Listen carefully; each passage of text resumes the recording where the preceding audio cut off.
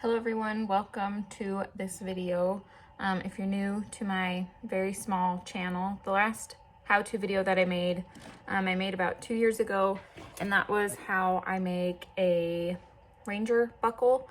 I've learned a lot since then, so I'd like to make a new updated video on things that I've learned, but today I thought it would be fun to do a beginner-friendly soldering video. So I'm going to show you my tool setup and kind of talk through the different tools that I'm going to use. Hopefully I can get this video done in a day. I am working around nap schedule. We have a little 3-month-old baby at the moment, so might get this done today. Might take me 3 weeks. I don't know. Eventually I'll post this. So if my hair changes and my outfits change, that's why. So we'll just get started and I will show you all the tools that I'm using and kind of explain what they're for. So in my opinion, the top 3 things that you need in order for your solder to be good, have a good solder, is pickling, and that is going to clean your metal, flux, and heat. So we'll start over here. This is Rio pickling. I get most things from Rio Grande. This is my solution that I use, 4 cups water to 1 cup pickling in a crock pot. You want it warm, you can see it steaming there. I'll have a quenching dish, handy flux. This is also from Rio. Mine's looking a little sad, but ignore that. You need flux in order for your silver solder to flow. I just have a couple old paint brushes that I use for my flux. And then we have a solder pick, soldering boards, a solder stand, third hand, copper tongs, and then we'll jump over here. I use a Little Smith acetylene torch setup. So there's my acetylene bottle. And then I really like this one because it has different tips. I have the 00 and I believe this is a 1. Where is it? 2. This one is a 2. So, I really like that one. I feel like I can do everything I need to with that. And then let's talk about solder real quick. I'm trying to get all this information packed in a short amount of time because baby only likes to sleep about 40 minutes at a time. So I use silver solder from Rio. This is easy solder. I have both. I have all hard, medium, easy, and extra easy. So if you are not familiar with soldering, these melt at different temperatures. So the hard solder is going to melt at the highest temperature, and then all the way down to the extra easy will melt at the lowest temperature. So if you're doing something like layering pieces, you'll want to use different solders, and I'll explain that.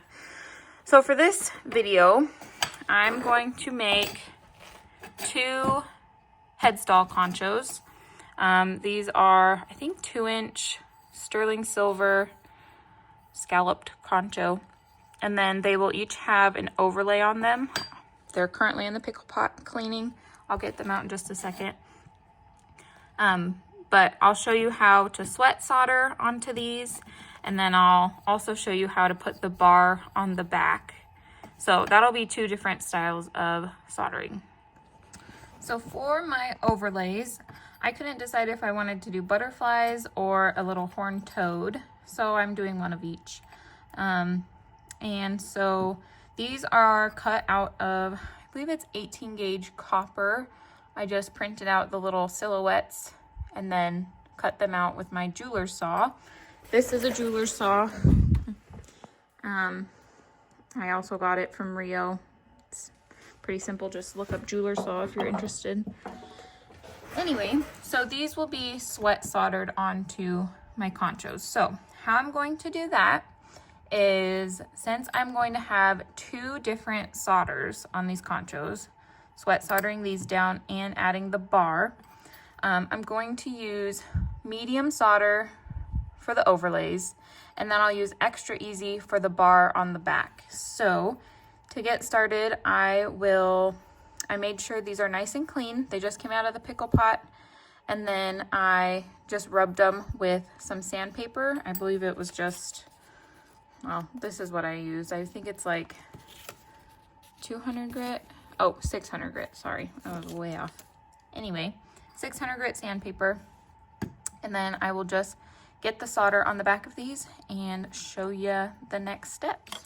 So this first soldering technique, I'm going to take my medium solder, and if you ever want to buy exactly what I have here, just look up this item number in the Rio Grande search bar and it'll pop right up. So sometimes our solder will get nice and greasy from our greasy fingers, or it might just get a little dirty. So you can see my solder's a little bit dirty. So I'm just gonna take that sandpaper and I'm just gonna clean off any excess dirt, grease, whatever. You could also drop this in your pickle pot if you want. I don't need a ton of it, so that just seems to be the easiest thing to do. Next, I'll take my little pliers here, and I'm just gonna start cutting off some chunks of silver. Now this is, in my opinion, the most beginner-friendly way to do your solder when you're doing sweat soldering. So I have my little solder chips here, and all I'm going to do is paint my overlay with my flux. Like I said, you need flux in order for your solder to flow, and be pretty generous with it. Just like that. And then I've been liking to heat just enough for my flux to be done bubbling. And then I'll go ahead and add my solder chips. So for now, I'm gonna move these out of the way so I don't melt them while I'm heating my piece. So I'm just going to very lightly, you can see how that's bubbling like that. So once it kind of turns a cast white, now that the white's gone, I'll turn my torch off, and then I'll just take a pair of pliers and I'm just gonna place these around my little toad here.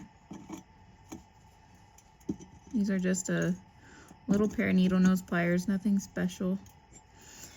So now that they're on my toad, I'm going to just use my solder pick and just kind of move them around a little bit, space them out a little more. And then you'll see when I have the solder melted, I can kind of use this to pull it where I want it to go. Another thing about this silver solder is it's going to flow in the direction of heat. So some solders, I don't even know what it's called, but not silver solder, very technical, flows in the direction of gravity. So it flows with gravity. So you can kind of manipulate that a little more, but for silver solder, you want to make sure that you're remembering that this solder flows in the direction of heat. So just gonna lightly heat. You can see it's starting to kind of turn red. It should flow here really soon. Just like that. And then I can kind of pull this solder around. And I'm being pretty careful to not keep my flame on this piece for too long because I don't want to melt it. Looks like I might need a little bit more solder, so I'm just going to keep my torch running, add my last little solder chip.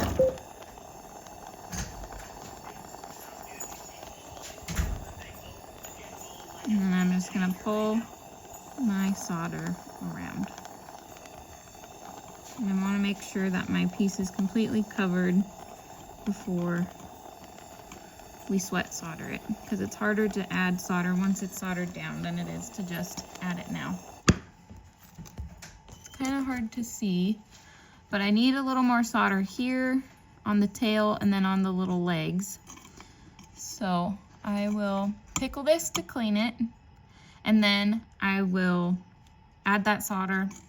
And then I'll show you another technique with the butterfly. But you can see how dirty and dark this piece got. Oh, it's stuck to my board. So you can see how dark and nasty it is. This is where the pickling comes in handy. I'm picking it up with my copper tongs. You don't want any kind of, you don't want any ferrous metal in your pickling because it'll ruin it, and any silver that gets in there is going to turn pink. So use copper tongs to pick up your piece. This one done. I know it's kind of hard to see, but you can see that the tail still needs some. These little legs still need some, but the middle is pretty well covered. So again, every time you re-solder, you're going to want to re-flux. Flux everything. And then I'll just do that whole process over again. And I'm pretty happy with that. So my solder did move just a tiny bit off the edge here, but when I heat this to sweat solder it down to my concho, I know this solder is going to fill in those little gaps. So I'm not going to stress too much about it. If this had a big, huge gap, then I'd probably add a little more solder, but I think I've got plenty on there. All right, so for this next technique, I am going to use the whole wire of solder. And then I'll just go ahead and clean it a little bit again, real quick. Doesn't hurt just to run your sandpaper over it a couple times. And then this time, what I'm gonna be doing is waiting for my butterfly to heat up, and I'll just touch my solder on there. And you'll see it flow, and I'll keep my solder pick nearby so I can just move it around to how I need it to be, and call it good.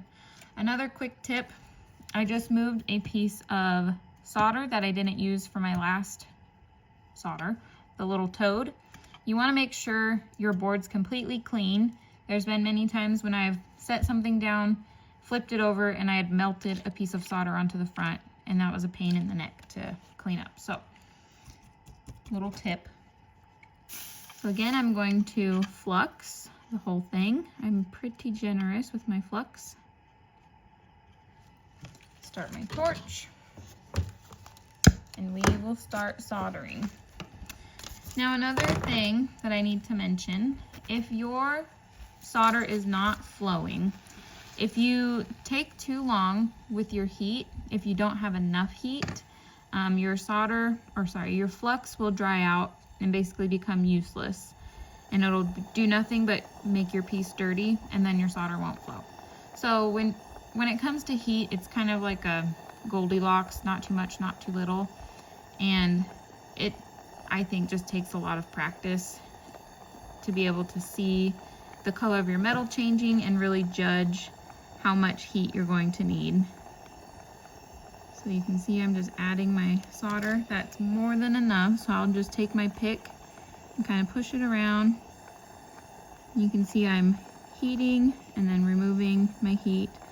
Just enough to melt the solder, remove my heat, just enough to melt the solder, remove heat.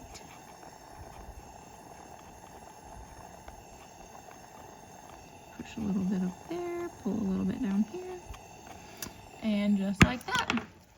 So here's a look at how the little toad turned out. You can see there's still a few chunks missing, so I might just heat this back up and pull that solder around to where I need it to be. But the front did get a little bit of solder on it. I'm not too stressed about that. I can take some sandpaper and just clean that up so it won't be an issue. But I'll go ahead and move this solder around. I said in the previous video it's probably not a big deal, and it really probably isn't a big deal, but just to be safe, like this little arm needs a little more, so I'll go ahead and do that real quick. It won't take very long. Okay, so now for this piece, since I need to sweat my piece onto my silver, I want to heat from the bottom to kind of draw that solder down onto my silver. So I'm just gonna make sure everything lines up nicely, nice and flat. My silver is nice and clean. And then I just have my stand set up here. I'll just put that right on there. Then flux everything. I flux everywhere. I don't just flux where my piece is going, because flux also will help protect your silver from all the additional heat that it will be getting. So just add my flux very generously. I'll just set my piece down where I want it to be.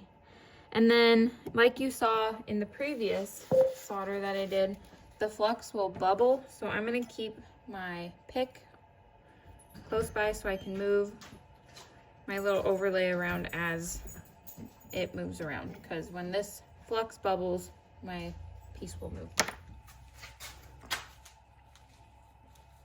Jew. Okie dokie.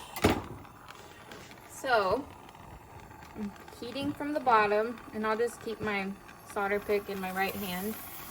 And you can see the motion of my torch. I'm not holding it in one spot. You want to evenly heat everything first. And then once everything's nice and warm, then I'll kind of focus on the space directly underneath the butterfly. So I'm just gonna hold it down, make sure it's still lined up where I want it to be. Everything's nice and hot, so I'm just gonna work my torch back and forth until that solder gets warm enough to flow. And when it does flow, you should be able to see nice bright line of solder. You can see it right there. So I know this side's down. I'm gonna come over here. I'll just rotate this a little bit. Try not to melt everything else. And I'll just work this side and make sure there's no gaps in there.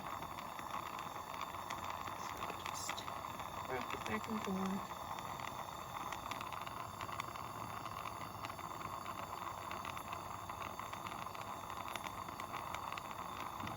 So that one and that one. So I saw that bright streak of solder come out all around my piece.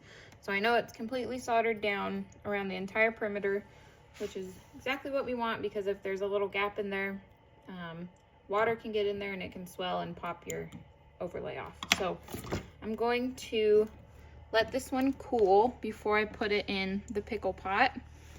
But there's our little butterfly. Little cutie. And you can see the different color on it. And I want to point this out, how there's all that blue kind of shine on it and coating. Makes it really glassy and dirty. That's all going to come off in the pickle pot. So my pickling is nice and warm, and that'll take that off in no time. So again, flux everything. Don't be shy with your flux.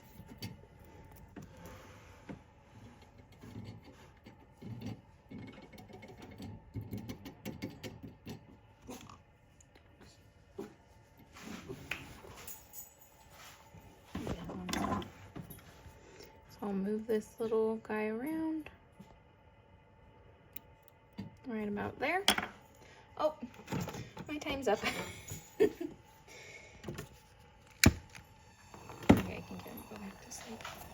So, I'll get this soldered before I have to go inside. Hold this down. Once all this flux is done bubbling, then you'll be able to move your piece again. I'd like it right about there. Then,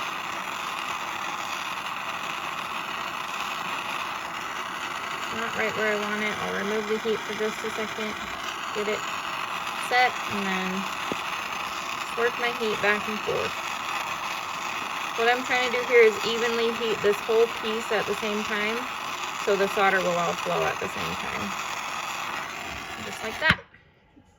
'Tis soldered. So we've got both our pieces now, and I will just drop them in the pickle pot and come back someday. My little baby's awake.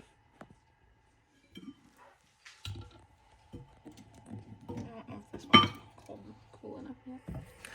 Alrighty, so I'm back after about a week of not working on my pieces. Monty's been a little needy recently, so I'll get what I can done while he's snoozing.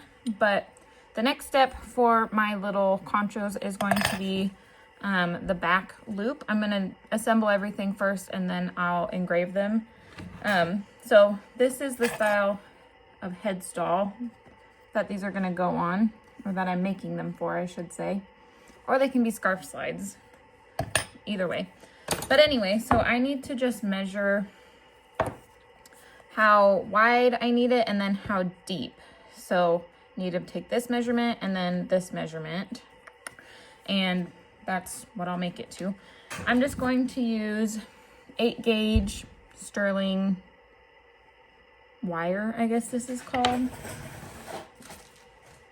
Yeah, just 8 gauge sterling wire. So I'm gonna go 1/2 inch. I'm gonna do just a little teeny bit bigger than 1/2 inch. 1/2 inch, then it was 3/4 inches wide. So 1, 2, 3. Then 1/2 inch again. Just a tiny bit bigger than 1/2 inch. Okay, so there's my marks. So this will be the depth, the width, the depth again. So I'm just going to bring this over to my bench pin, cut it out real quick with my jeweler's saw.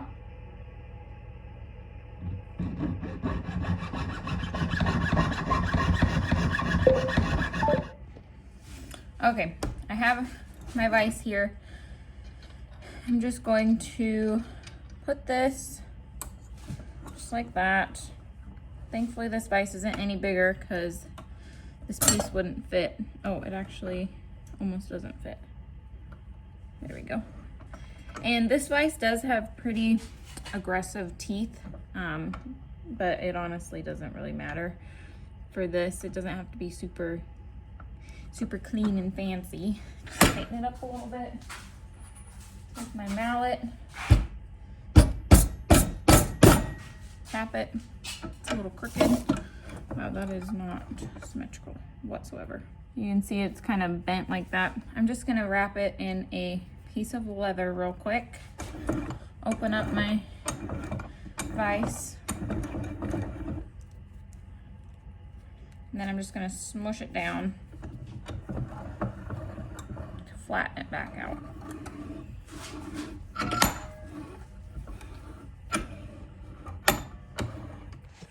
Okay, I have my little staple made. I'm going to just kind of rough size it.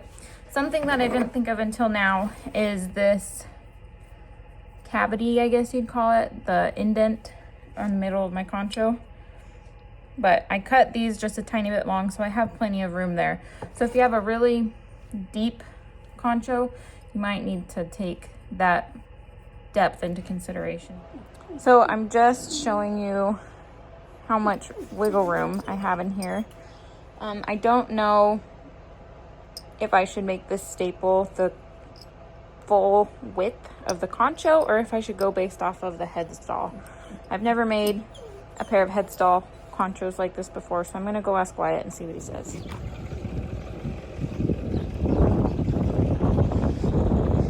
Okay, so this staple is the size, I know it's not level that way, but it's the width of that headstall. Should I make it the width of the concho? No. Or the width of the headstall? I think the width of the headstall. Okay. Are you taking your dog? Okay. See you later. So I'm going to stick to my original plan and keep the width how it is to fit the headstall. But I will put this on pause because baby's awake. So maybe I'll get back out here this afternoon or 2 days from now. I don't know. But I gotta go get the baby. I got my little helper with me. I'm not planning on getting a whole lot done at the moment, but I think I can at least finish this staple and then make the other one. So I will go ahead and measure my second staple and then we'll go from there. So since I did cut one end of it off, I'm gonna just take my file or my big rasp and just work that edge down so it's nice and flat. And then I'll do the same thing, measure out my dimensions that I need and cut it, bend it. I'm not going to do any soldering with little Monty out here for obvious reasons, fumes and whatnot. But I'll go ahead and get this piece marked and ready. Then I'll walk you through the process of bending it and everything. Go ahead and measure out my dimensions that I needed, which were 3/4 inch, 1/2 inch, 3/4 inch. I'm pretty sure. Nope, I was wrong. 1/2 inch, 3/4 inch, 1/2 inch. That would have been way too long and not wide enough. Got my marks again. Can't really see them, but I will cut along that line again. If you don't want to use a jeweler's saw, we do use these tin snips pretty often. They're pretty heavy duty. I really like them. They are Malco AVs. I think they're heavy enough to cut this. Yep. Perfect. There we go. So I'm going to take this over to my vise again, bend it on each line. Then we'll be ready to clean up the edges. This one ended up way wonky, but thankfully it's plenty deep. So I just need to trim up this side and then we should be good to go. It's much harder to do things when you got a little attachment to you. But I'm just going to line this up. Hi, Tank. Hi, Tank dog. I want to make sure it's pretty straight too. And this isn't super loud, so I'm not too worried about his ears. Just bend it over nice and flat. Using your vise also gives you a nice crisp bend there. Do the same thing to the other side. Make sure this is lined up. Lined up and straight.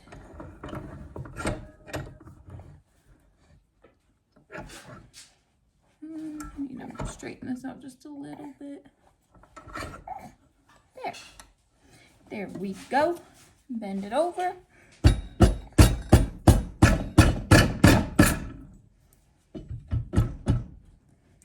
Just like that.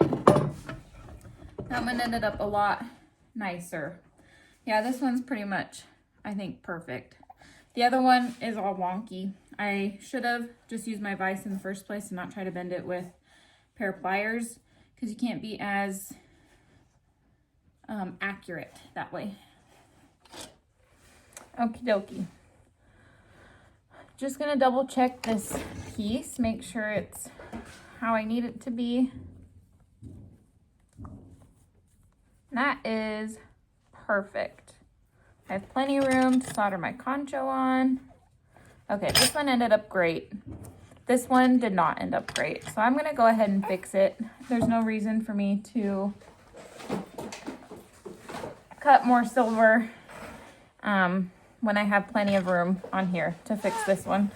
And then we're probably gonna go for a walk outside because Monty's not really feeling the shop life today. Huh? Oh, what's the matter? Do you want to go outside? We don't have to work. Okay, we'll go outside. So I'm obviously not going to get a ton done in the shop while Mr. Man is awake, but we've got some chores we can do instead, like watering the horses and pulling weeds. So we'll go ahead and do that. And then once he goes back down for a nap in about an hour, I'll get back out in the shop and try to finish my staples so I can get them soldered on. And I'll show you the technique that I use for that.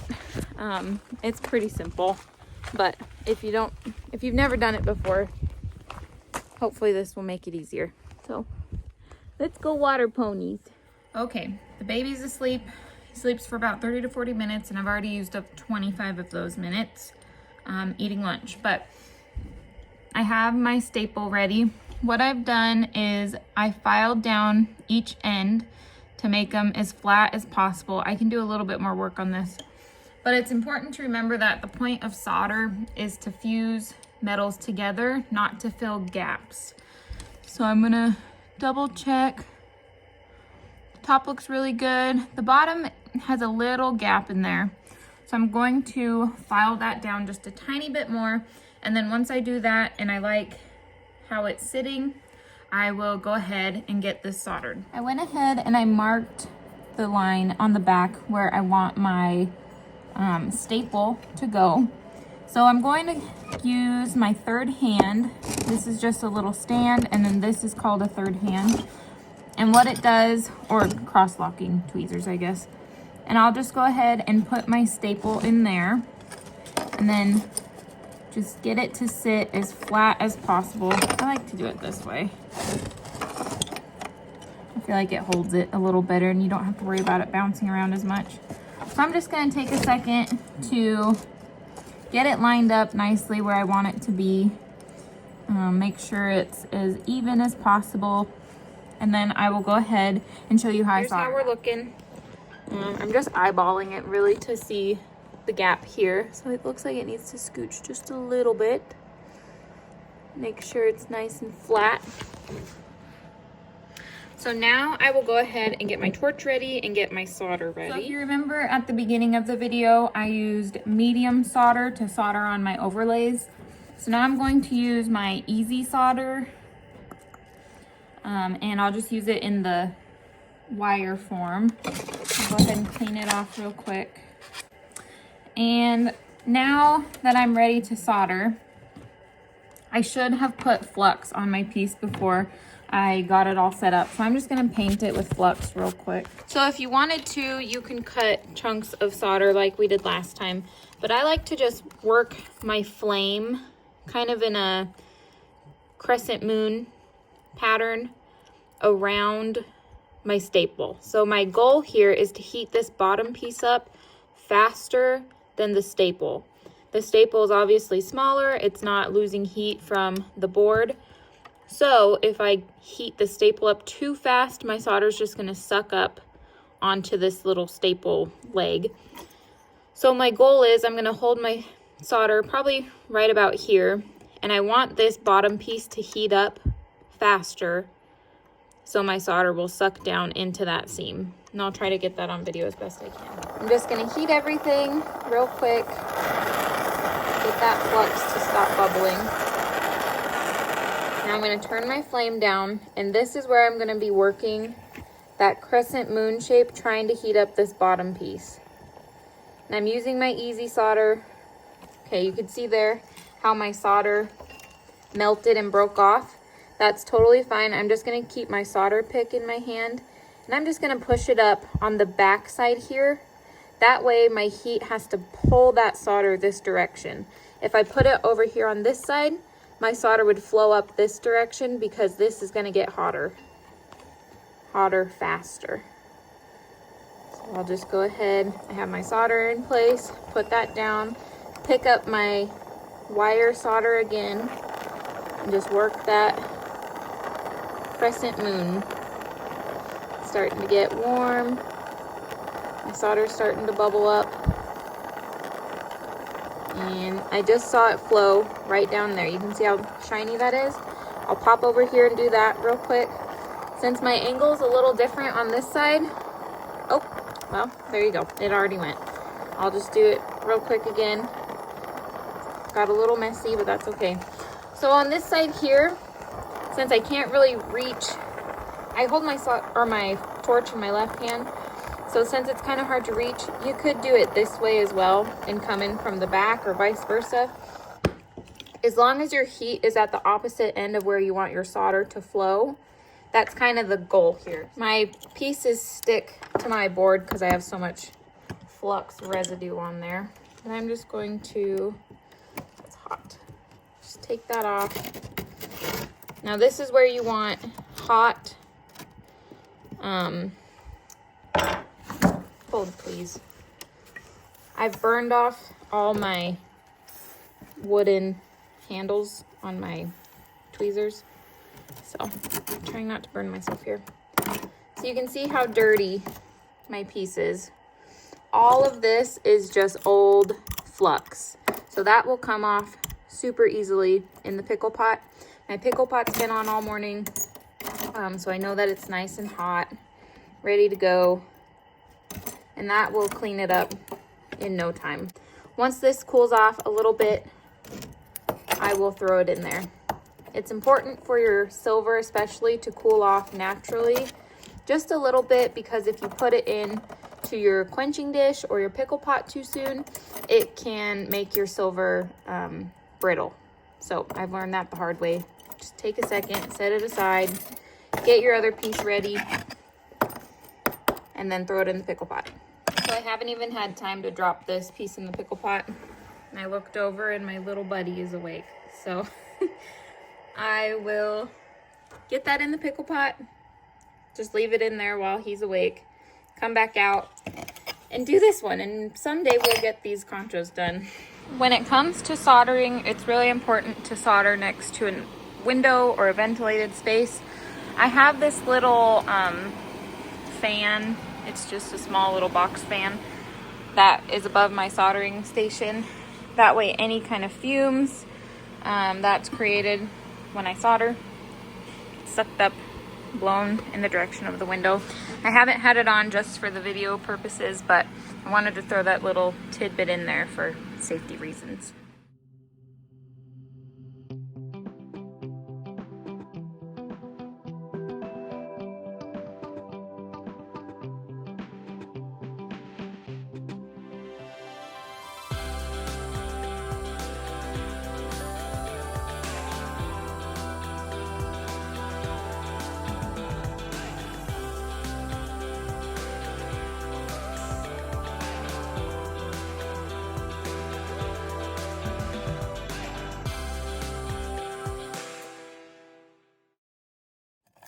My pieces just came out of the pickle pot. You can see all that black gunk that was on there got removed. If I look at the seams back here, I'm just checking all around down at the bottom where my solder seam would be. And it looks like I got the whole thing soldered. My staple is a little messy, so I'm gonna take an abrasive wheel and just clean that up. Same thing with this little guy. My solder seams are all nice and soldered, so the only thing left for me to do is just clean them up, and then I'll draw the design on them, get them in my ball vise, and engrave them. To polish my pieces up, I like to use these little abrasive wheels. These are just from Amazon. I can leave the link for them in the description. And they just go into a flex shaft. So I have the Fordham flex shaft. It's just a little, basically a Dremel tool that's powered by a foot pedal. Wyatt uses just a regular Dremel tool and it seems to work just fine. I prefer the flex shaft, but I'm just gonna put these in my little flex shaft attachment, and I'll just clean up any little scratches and maybe some overflow solder like up there. And then once they're nice and shiny, there's all sorts of grits to them, so I'll just work my way down to the finest grit and get it nice and shiny.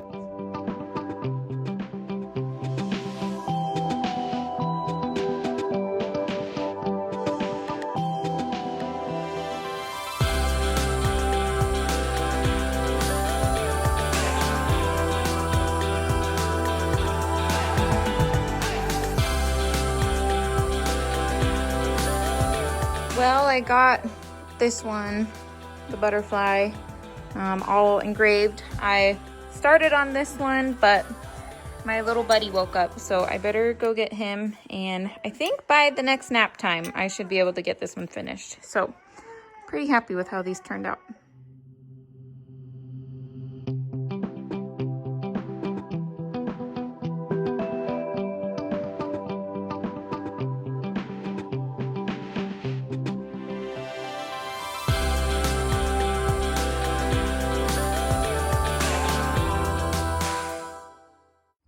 After about a week of in the shop, out of the shop, taking care of the baby, I'm happy to announce the conchos are done.